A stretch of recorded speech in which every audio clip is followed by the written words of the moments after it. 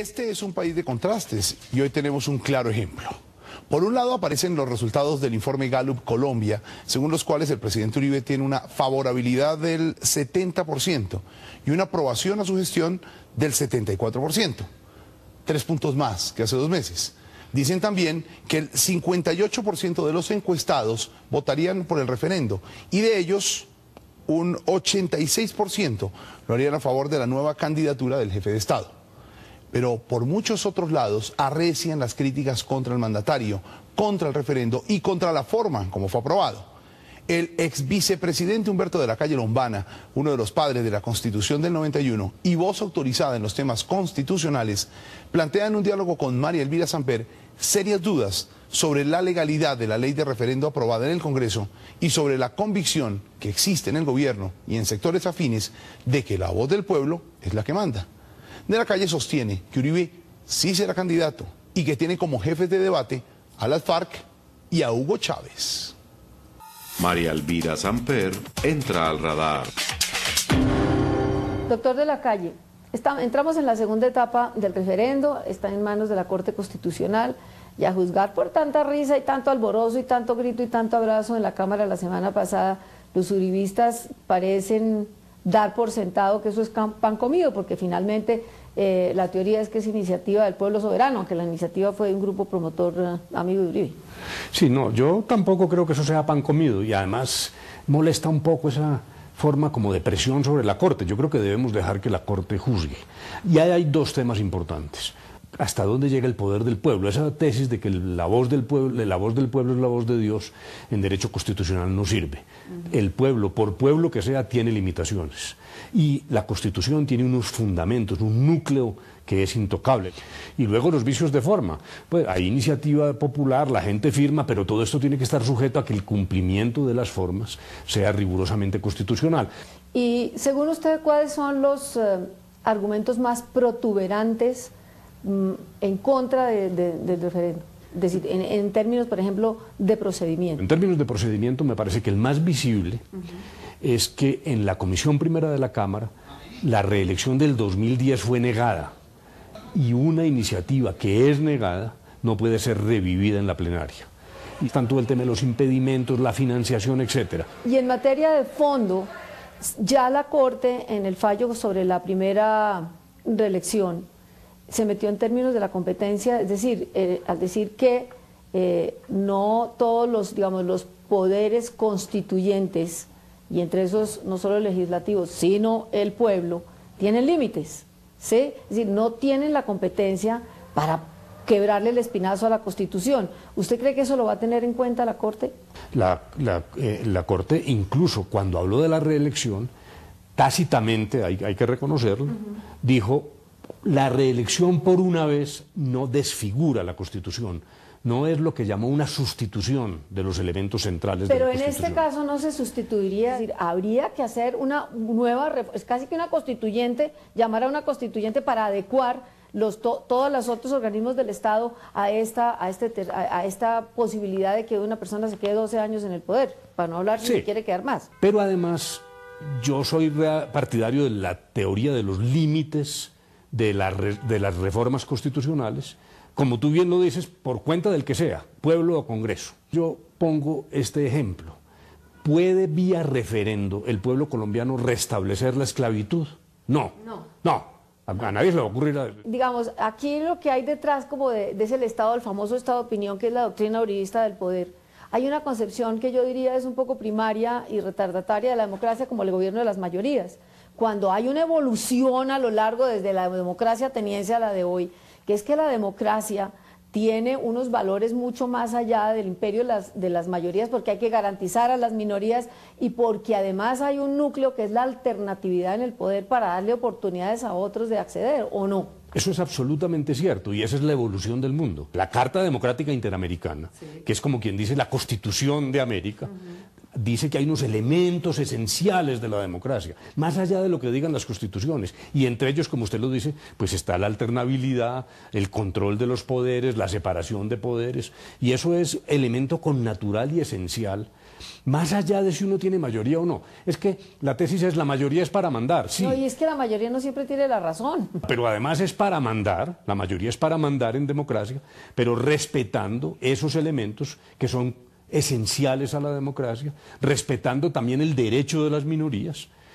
Hay la sensación, si uno mira el panorama latinoamericano, y nos estamos pareciendo cada vez más a los vecinos, que hemos ido sustituyendo la torpeza y la barbarie de los golpes de Estado por unas formas más sutiles, que son las reformas de las constituciones, como un instrumento para derivar en unos regímenes autoritarios, antidemocráticos, y no sé si me equivoco en esa apreciación. Lo que está pasando ahora, el gran desafío hoy de la democracia en Latinoamérica, y particularmente en la región andina, es ese.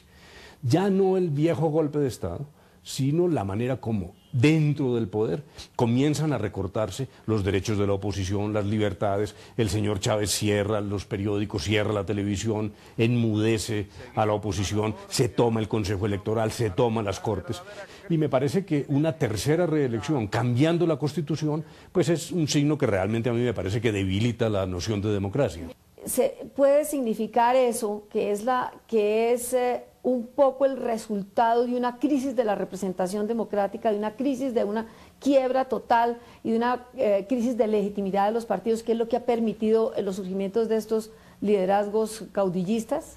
Sí, sin ninguna duda, dijéramos, ha habido un proceso de destrucción de los partidos, de descreimiento de la gente hacia los políticos, que se refleja además en el debilitamiento del elemento central de la democracia, que es el Congreso. Se ha volcado el poder hacia el presidente. En el caso de Colombia, además, me parece que hay una patología adicional. En esta reyerta en que estamos cruzándonos denuncias penales y tal, hemos terminado transfiriendo un gran poder a las Cortes. Cortes tan poderosas, la Corte debe tener un poder, la justicia debe tener un poder, pero no hasta el punto de suplantar las decisiones de los políticos. ¿En qué medida también se deforma la democracia con ese enfrentamiento entre la Corte Suprema y el Ejecutivo, con acusaciones mutuas, una de la politización de la justicia y la otra de la justicialización de la política? A mí me parece que ese enfrentamiento es terrible y además creo, sinceramente, que el problema de judicialización de la política, a diferencia de lo que muchos afirman, cuando dicen, no, es que hay unas cortes hiperactivas buscando a ver a quién meten a la cárcel para tener más poder, me parece que es al revés. Los políticos están dirimiendo todas las controversias, llevándolas particularmente a la justicia penal. El señor Navas Talero denuncia a 86 congresistas supuestamente por prevaricato. Entonces Roy Barreras denuncia a Navas Talero. Los propios políticos, en vez de aprender civilizadamente a resolver sus problemas, están llevando eso. Incluso durante el referendo, claramente muchos políticos decían, eso no importa, voten el referendo, y luego la Corte dirá si es para el 2010 o el 2014. Semejante decisión en manos de 9 ciudadanos que tienen la guarda de la Constitución, pero que no son el foro para tomar decisiones políticas. Eso es extremadamente patológico, me parecía a mí. ¿Cómo recuperar la política para los cauces normales? A mí me sorprende que en la campaña, en el terreno, dijéramos, de la discusión institucional, la única propuesta estratégica que yo he oído es la recuperación del Congreso, y la han formulado Fajardo y los 3 tenores. Y creo que eso ha caído un poco en el vacío. ¿Qué piensa usted de la decisión de la Corte Suprema de decirles a los congresistas vinculados a procesos que no se pueden quitar la investidura como si fuera un trapo sucio y viejo para cambiar de juez? Estoy totalmente de acuerdo con la Corte. El fuero es una garantía, claro, de los congresistas, pero también de la comunidad. Y así nació en la Constituyente del 91. Un elemento que sí me parece negativo y que desafortunadamente se ha presentado es que ahora surge esta tesis como producto de un cambio de jurisprudencia, que en medio de un proceso lo que genera es nuevamente suspicacia sobre la Corte. Es algo muy desafortunado. Hablando de autoridad, que usted la tiene, volvamos al referendo, y hay un siguiente paso después de la Corte, que es la registraduría, y ya hay toda clase de movimientos para ver cómo se neutraliza a ese enemigo que consideran los uribistas, que es el registrador, con esa famosa propuesta de la tránsfuga senadora Cifuentes, que dice que hay que purgar el censo, lo que hace que baje el umbral necesario para que sea aprobado el referendo. ¿Usted cómo ve todo eso? El anhelo de tener un censo purificado, sin cédulas de muertos y de personas que no pueden votar, es un anhelo legítimo, pero aprobado como está, el referendo, ya en la mitad del partido y en un proceso tan delicado. Nunca habíamos tenido una coyuntura de esta naturaleza, una tercera reelección de un presidente. Lo que conviene, pero por favor, es que el gobierno brinde la totalidad de las garantías a los opositores. Una cosa sería que se intensificara la cancelación de las cédulas de muertos. Yo creo que eso sería legítimo.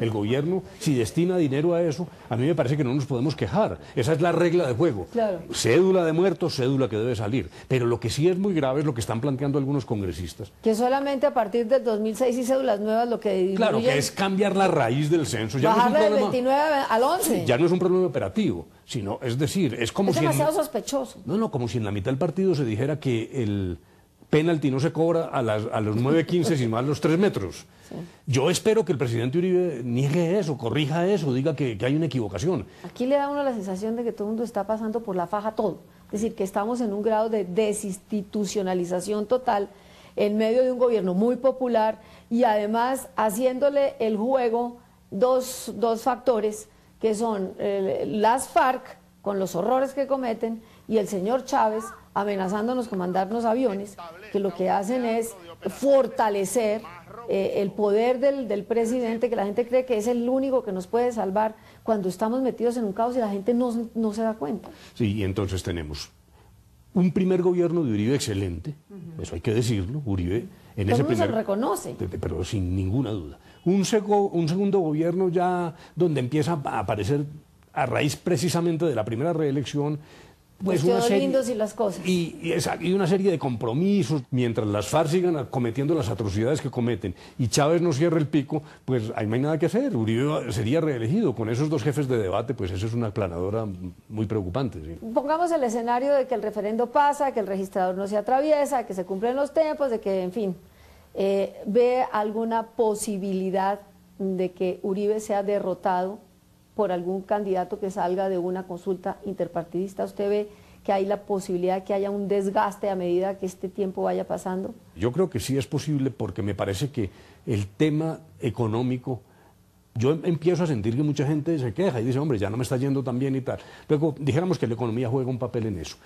Y allí, en el terreno político habría una hipótesis. Si no gana Uribe en primera vuelta, yo sí creo posible de una derrota en segunda vuelta. ¿Usted cree, como dicen algunos esperanzados, que Uribe va a dejar pasar todo esto para que en el momento que logre su triunfo, entre comillas, que es que la Corte lo declarara exequible el referendo, él diga, no voy ya más? No. Durante mucho tiempo yo estuve diciendo que el 60 o 70% de mis posibilidades era que Uribe no se metía.